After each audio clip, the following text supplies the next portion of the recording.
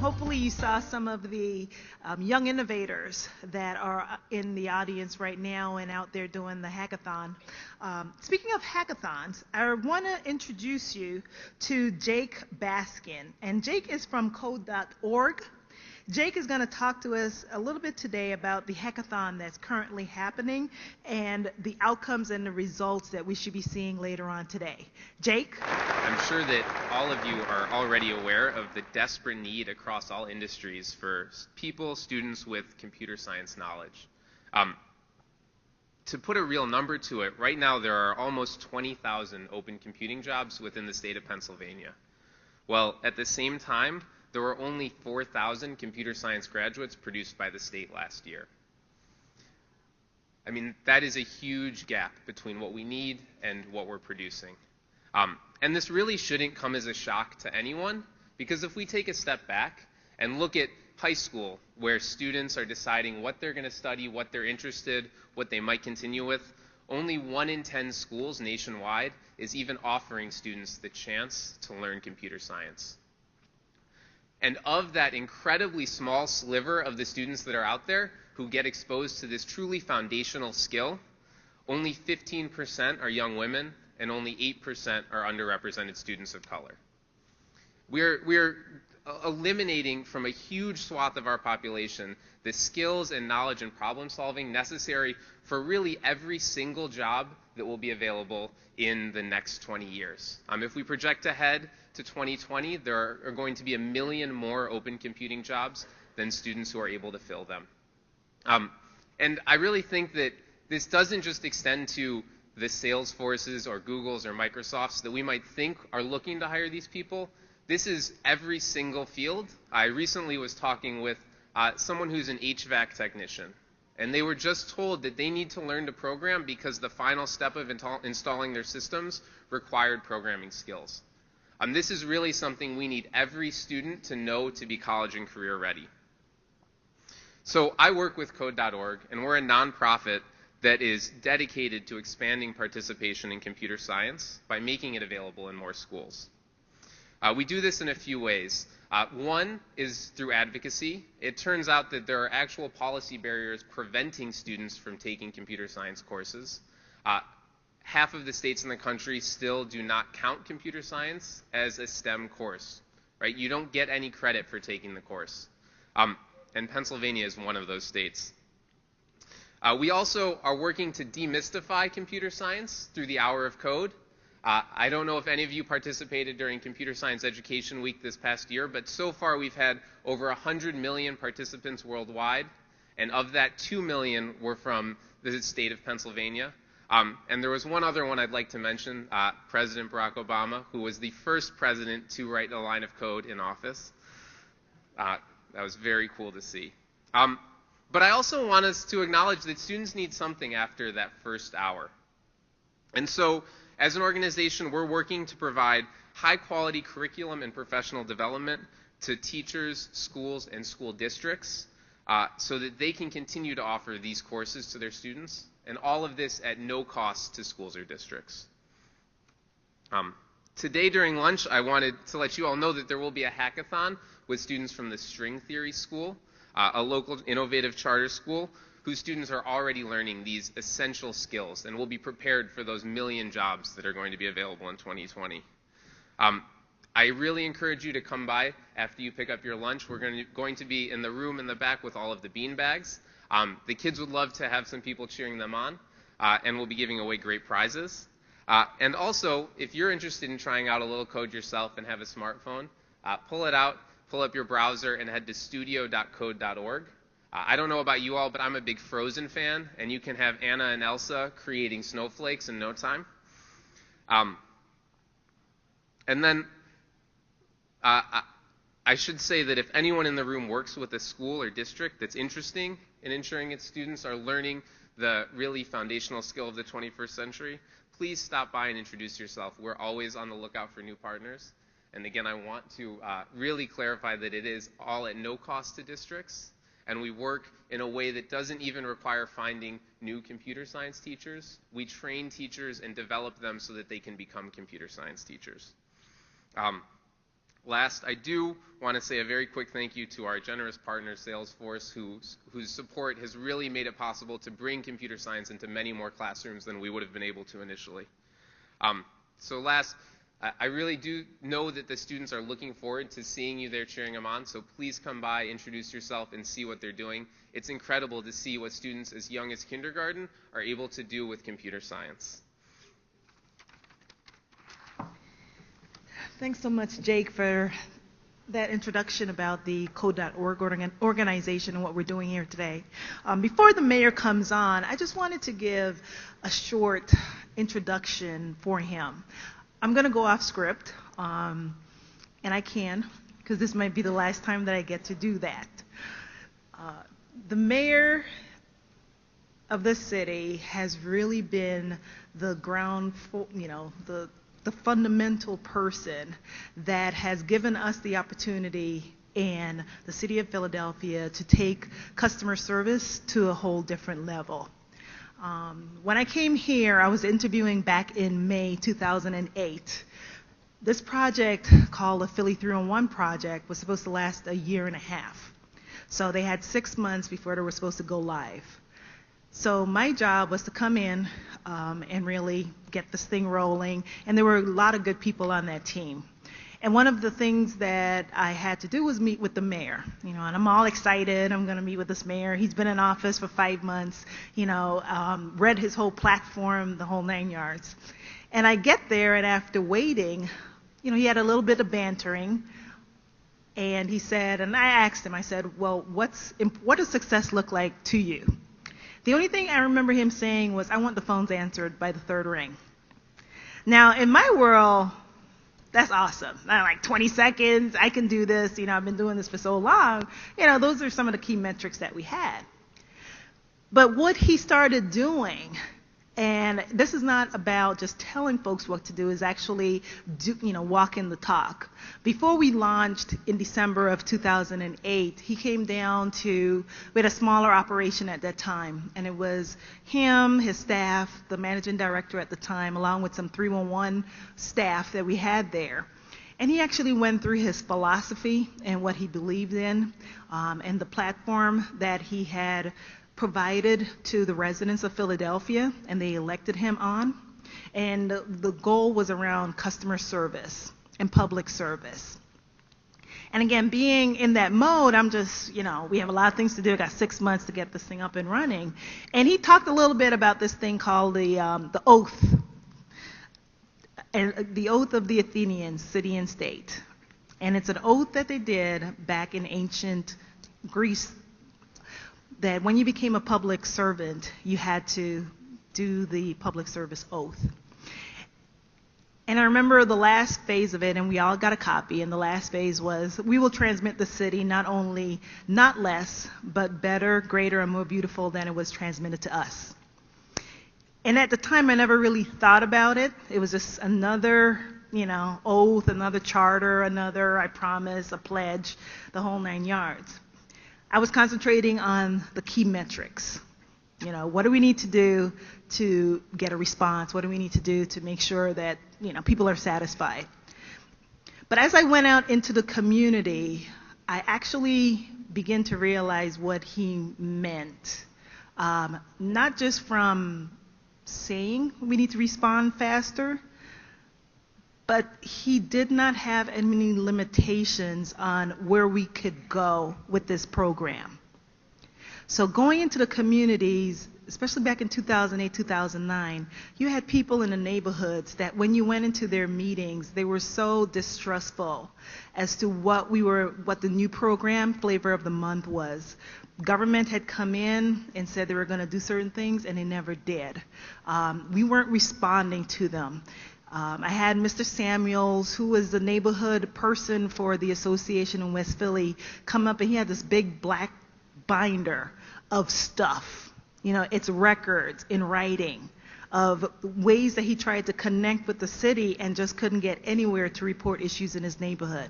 I had the Cohens, who were trying to figure out a way that they wanted to participate in making the city of Philadelphia better.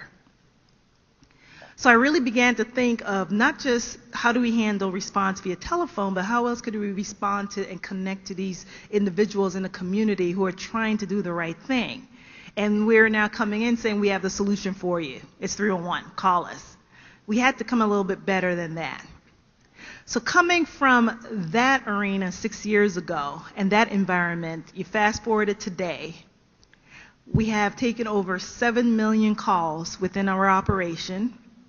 We have a mobile app that can be translated into 17 different languages. We have the personnel that is there, that is dedicated to achieving the goal of not just answering the phone, but doing the best job that we can in public service and increase and keep the promises that we say. Call us and we'll get something done.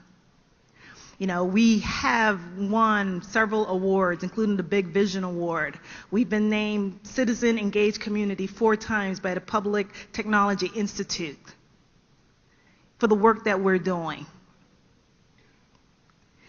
And as of today, amongst 119 countries, we are actually a finalist for the United Nations Public Service Award.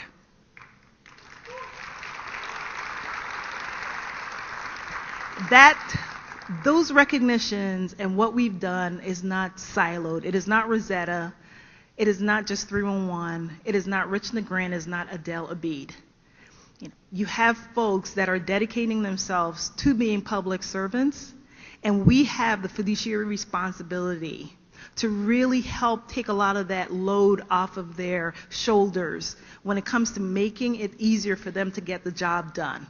When it comes to providing access and availability and accuracy and transparency of data to our residents, visitors, and businesses. We have that responsibility. That's on us as leaders to take away all that weight off of our staff and put that on our shoulders.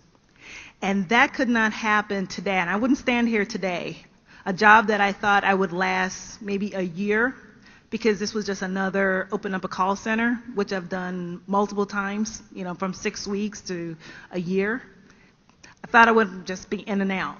6 years later, I'm standing here thanking the mayor of the city of Philadelphia for having the support and the vision to making customer service and the customer experience a strategic goal, his goal number 5. We need to value that, we need to understand that, and we need to drive towards that. And with that being said, I would like to show you a short video of an homage that really the 311 employees put together for the mayor and for all of the great work and the leadership that he has brought to the table.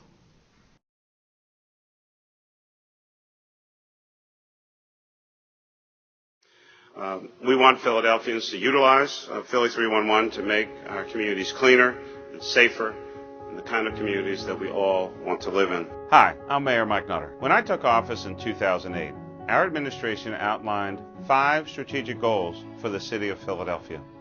One of these goals was Philadelphia city government works efficiently and effectively with integrity and responsiveness. We created Philly 311, Philadelphia's non-emergency call center, as a way to make city government accessible, accountable, and to improve the citizen customer experience. Prior to 2008, there was no customer contact center for the city. As a result, non-emergency calls often were coming into Philadelphia's 911 call center, which slowed down the intake of emergency calls for all of us. So a number of things had to take place in order to implement the operation. One was to really decide what that model was going to look like and what the components of the operation would be. What type of technology would be available to support such an initiative. Location was certainly a key in terms of where it would be housed. You had to look at staffing.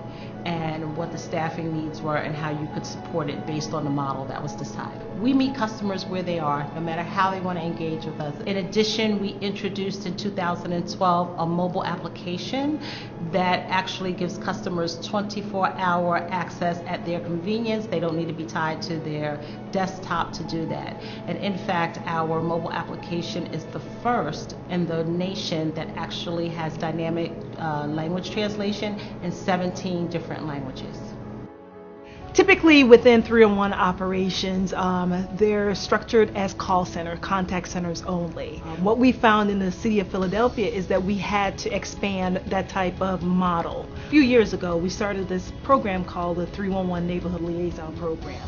What that program really started off as was really a way for neighbors to communicate issues within their neighborhoods and their communities, and the city being able to resolve them. They're now really one of our strongest advocates and what we call a community hero, that they're able to at any time be able to make their neighborhoods cleaner, safer by just using their mobile app, going online and entering information, or by going on social media to report events that are happening or quality of life complaints within their neighborhoods. One of the successes that we're seeing is the growth of the program has expanded and actually doubled over the last couple of years.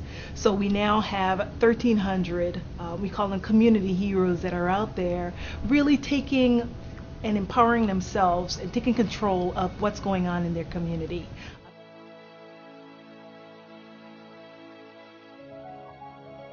So we're partnering with Salesforce, and we are the largest municipality that Salesforce has ever worked with. So we're really kind of the flagship around how we're doing this, because we are the first large city to run this platform to this scale, around the scope of, making it available to 1.5 million people, who many of which are living well below the poverty line. And this tool is going to enable us to provide the level of service that our citizens deserve. For the first time in the history of Philadelphia, the word citizen is synonymous with customer. The more citizens that we have engaged in using what we're doing and improving their community, the more customers we have who love Philadelphia. And that's why we're growing for the first time in 60 years as a city. And the most exciting part of the platform and the technology and where we're going is not where it is today, because it's important that it's a great product and we're doing interesting things. It's the potential and where we hope to go. The sky is the limit around doing new things in new ways and creating the environment for innovation and creativity around those relationships. I'm very proud of the work that Philly 311 has accomplished, and I am confident that other cities will soon follow Philadelphia's model of actively connecting with citizens in a meaningful way.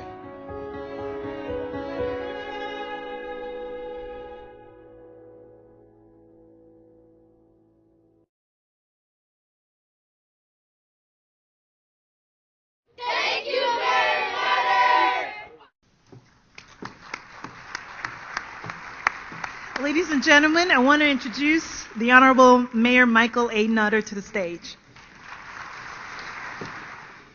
Okay. Good morning, everyone. And Rosetta, thank you very, very much for and the video. It's exciting to be with all of you here this morning, and I know that there are certainly a bunch of folks from city government and the private sector, nonprofit sector. But for any who are not from the city of Philadelphia, first and foremost, let me welcome you to the city of brotherly love and sisterly affection. I'll be more excited about this Philly 311 announced today and the 2015 Philadelphia Innovation Summit. I want to thank again Rosetta Carrington-Liu, our Chief Customer Service Officer for the city of Philadelphia. She does a spectacular, always focused on the customer, always trying to make sure that people are getting the kind of service that they deserve. And so I'm going to ask you to please give Rosetta a huge round of applause. She's doing a fantastic job. Rich Negrin, our Deputy Mayor for Administration and Coordination, and our Managing Director, who oversees all of the IT systems and 311 and Philly Rising and a variety of other areas and initiatives throughout our city government. Please give Rich a big round of applause as well.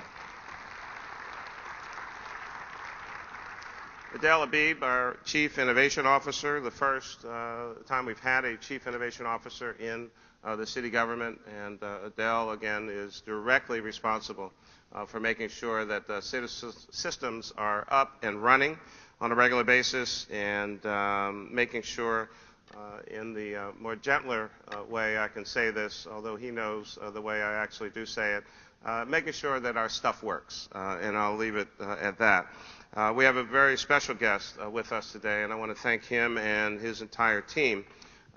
You know him, of course, as Vivek Kundra, although in due respect to his parents, I do want to say that it's actually Vivek Kundra, for his parents are probably watching this streaming back in India, and his family. He's the Executive Vice President, Salesforce, and the former Chief Information Officer for President Barack Obama. Please give Vivek a huge round of applause, and we thank him for being here today. And to all of you who came to participate in today's event, I'm certainly very, very excited and very pleased to be here and to be a part of this Innovation Summit, and to announce officially that Philly 311, our customer service platform, has successfully been upgraded and fully implemented. Please again give Rosetta and Adele and Rich a big, big round of applause. Many of you already know that I certainly believe that good government is not only innovative, but it's also transparent and efficient. It should be data-driven and should reflect the best practices in the industry here and afar. I believe that good government also utilizes new technology. It's accessible to our citizens. It creates value in the product and service that we deliver to our citizens, and ultimately is responsive to their needs. The newly upgraded Philly 311 platform is definitely good government, working to engage citizens in so many ways and on so many multiple platforms and channels. Thanks to the Philly 311 upgrade, anyone can submit a service request and easily track their service requests from start to conclusion. Through the new neighborhood portal, citizens will be able to connect with each other on mutual concerns and to come together on community issues to get things done and make their neighborhood better. Now we can also use GPS integrated mapping on requests so the public and our city government can view service requests by location. The new mapping technology enables the city to see areas of multiple requests and also take notice of geographic trends in planning and providing a unified response to those requests. Also, the Philly 311 upgrade allows for better data mining, meaning that when the public uses the 311 system, city officials can identify trends for incoming requests in real time and also use that information in a variety of ways, such as anticipating the needs of citizens and to respond accordingly, while also potentially informing and helping to change local policies. The Philly 311 upgrade allows all of us and all of our relevant departments to access a citizen's request and see that request even across other departments, again in real time, improving our own internal communications. No longer will citizens have to call multiple city numbers or departments to find the right place as to where their request ultimately ended up. And if somehow a request is misdirected, it will automatically be rerouted to the proper department or agency. It is certainly my hope that this new platform will greatly improve our city services based on requests. Early in our administration, I announced that we were putting aside $120 million in capital funding over a number of years to make the investments in 8 major innovation projects for technology infrastructure upgrades. The upgraded Philly 311 platform is one of the first of these major projects to be completed, and I'm very, very proud of all of our public employees who worked on this project. Please again recognize all of our public servants who worked on this platform.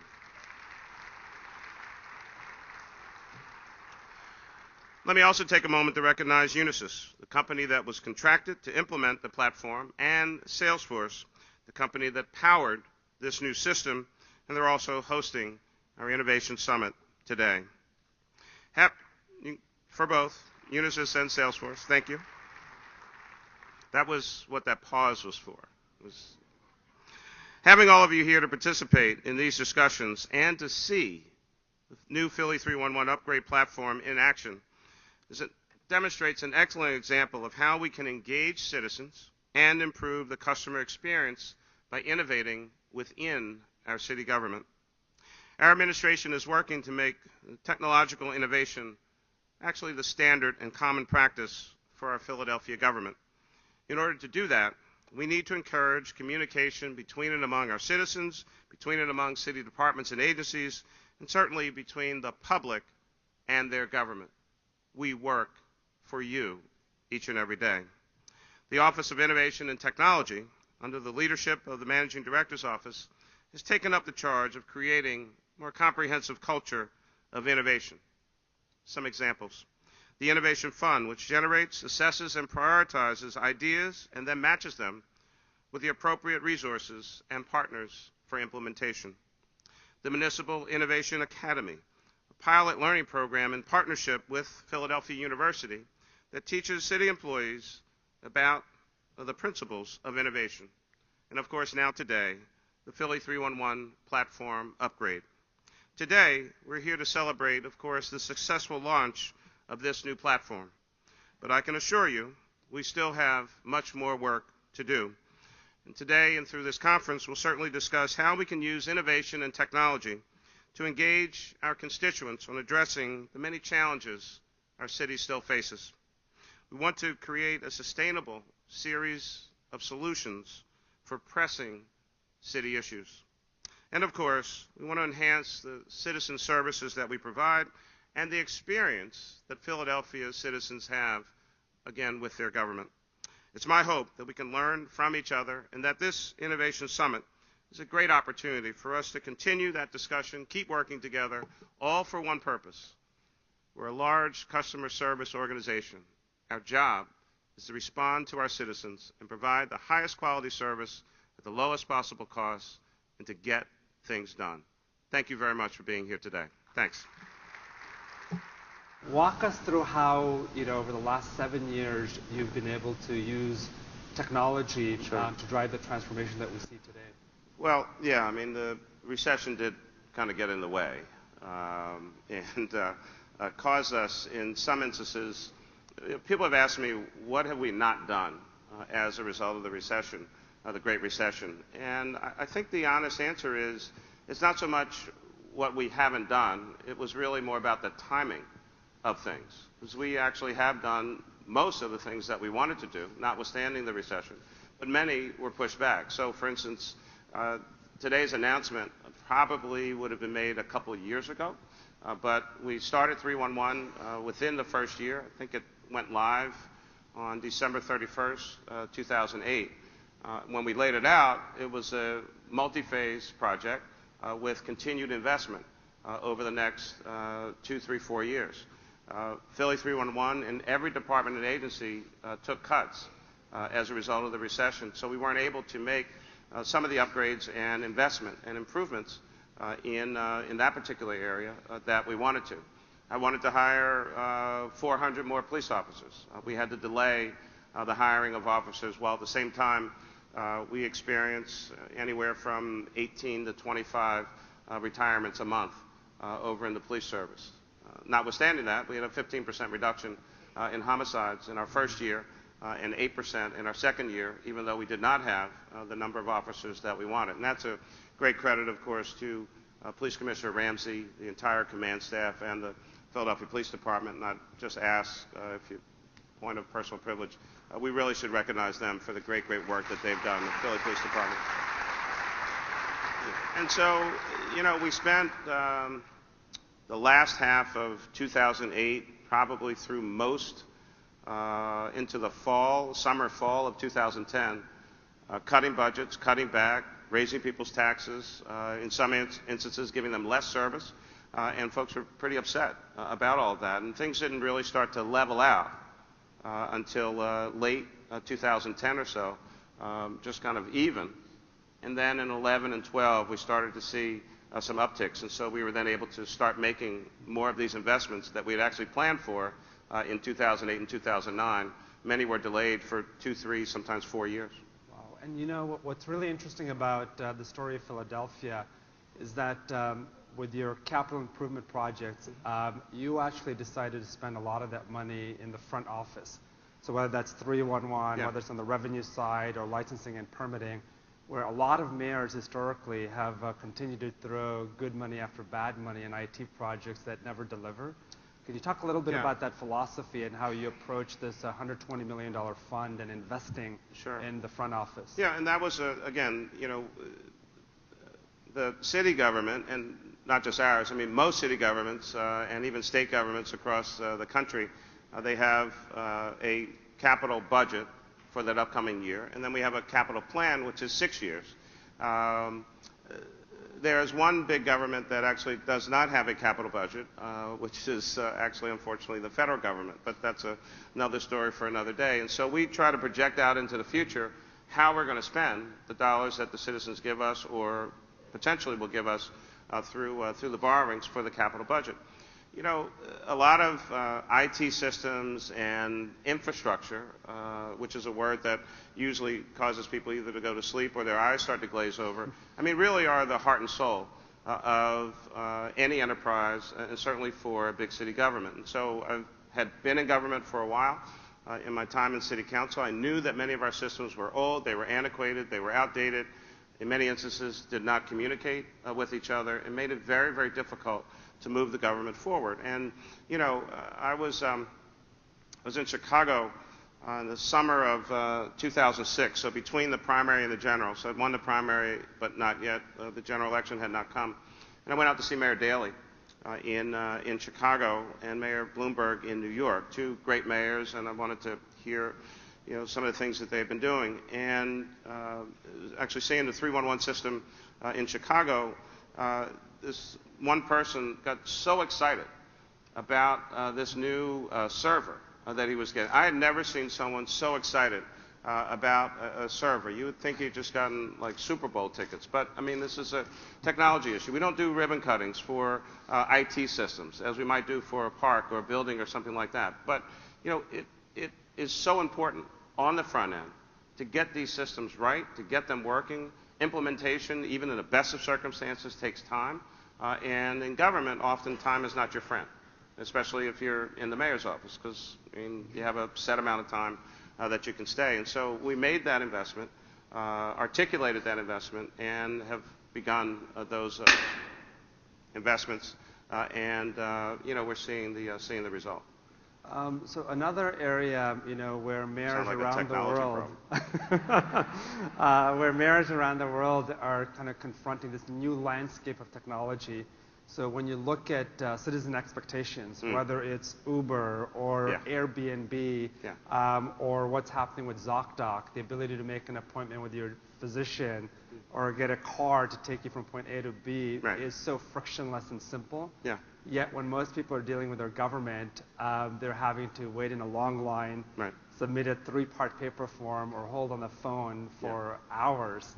How do you think about this transformation that's actually happening from the outside coming in? Well, I mean, one, you know, because people are having so many of these experiences, and I mean, Adele can tell you that, I mean, I'm fairly regular on his phone about, you know, whatever might be going on. And I mean, given that I'm out a lot, you know, I probably don't even use our technology as much as many people do in the government who are, you know, in their office all the time, at their desk all the time in front of a screen. So I'm more of an episodic user. But, you know, if you're on other sites, private sites, I mean, you know, not trying to give folks free advertising, but I mean, just in a, you know, kind of a regular personal experience. They're fast, they move, you can get information, you can move around. And so then, you know, sometimes I've come in, you know, to our own government operation, and you notice a difference. And so if they can do it, why can't we do it? Which, of course, he will remind me that, well, they have invested about $1 billion in their technology, and, you know, we have $100 million. So, I mean, a slight difference. But, I mean, the issue is our city government. So we're the 5th largest city in the United States of America. We have 1.5 million customers. who expect value and a return on their investment for the tax dollars that they give us, and to manage them properly.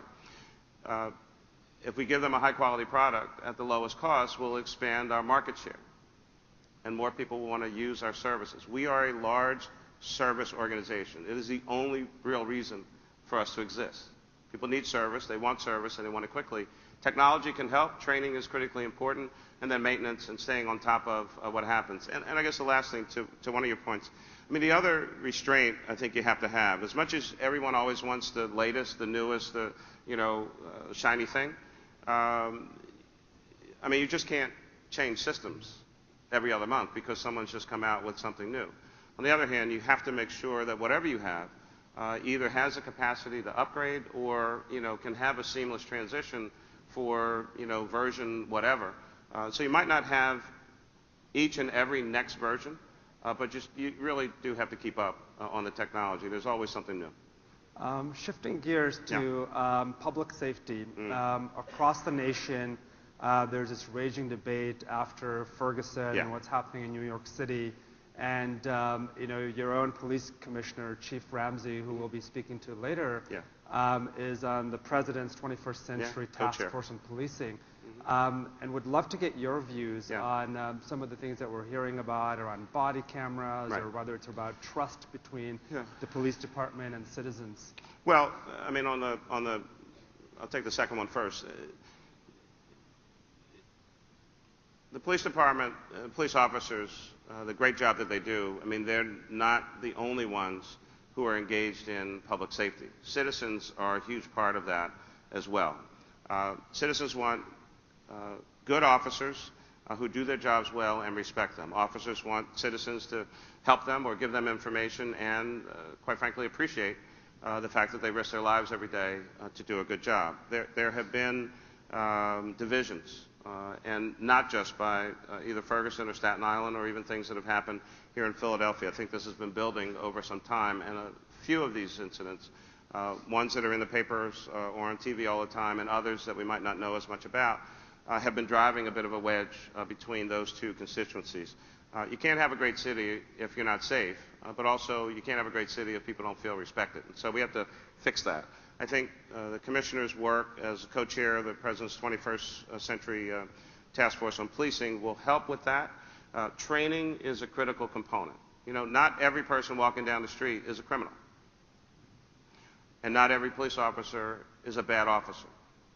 There are some bad people out in the streets, and there are some officers who abuse their authority. But the vast majority of both constituencies are doing the right thing and are trying to do their jobs. And so I think dialogue is critically important.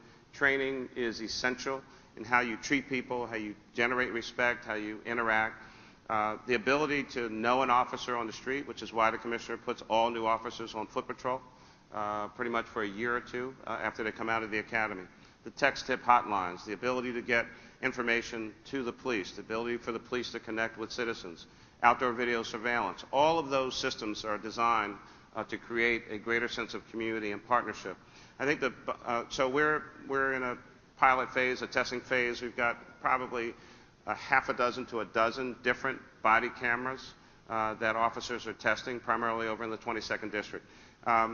As much focus as there is on body cameras, and there is a cost, and the President and the Attorney General have talked about providing some funding, I think increasingly police departments and mayors are coming to understand that the great cost of this is not so much on the camera side. It's a camera, it's about that big, it's like the size of maybe a little bigger than a credit card or something. It's about the storage of the data and the video. You have to have a great chain of custody. This is evidence. It has to be stored somewhere. It has to be secure. How do you transmit it? Is it over, X number of gigs, or is it over Y number of gigs to get, from place to place, or if you have to use it in court or something like that? And so the back office costs of body cameras, I think, will clearly outweigh the upfront purchase costs of the equipment, and then how durable is it, and how often do you have to replace it. But I'm a supporter of body cameras, but I think that's only going to tell you pretty much what happened and then what happened after the fact. The training up front, I think, is at least equally important how do you treat that citizen from start to finish of that engagement? And a body camera doesn't do anything about training. Training is training, and we need to invest more in training, make sure the right people are on our streets protecting our citizens, and that they don't come, or they come with as few biases as possible for their engagement with citizens all across the country. One last question. You know, with this long run as the mayor, now you're the longest serving mayor out of the top 10 cities in the country. And you've successfully guided the city through a recession and drove transformation around public safety, healthcare, education. We were in Washington, D.C. at the U.S. Conference of Mayors, and you've been a past president of that organization. What would your advice be to the 287 new mayors that have just been inaugurated as they look at you know, dealing with some of the toughest problems this country has faced? Sure. And how do they put technology at the heart of that transformation? Well, it's usually three things I say to the mayors after congratulations and good luck, which is make a plan, stick to the plan, work the plan. Stay focused, stay engaged, constant communication with your citizens. Tell them what you're doing and why.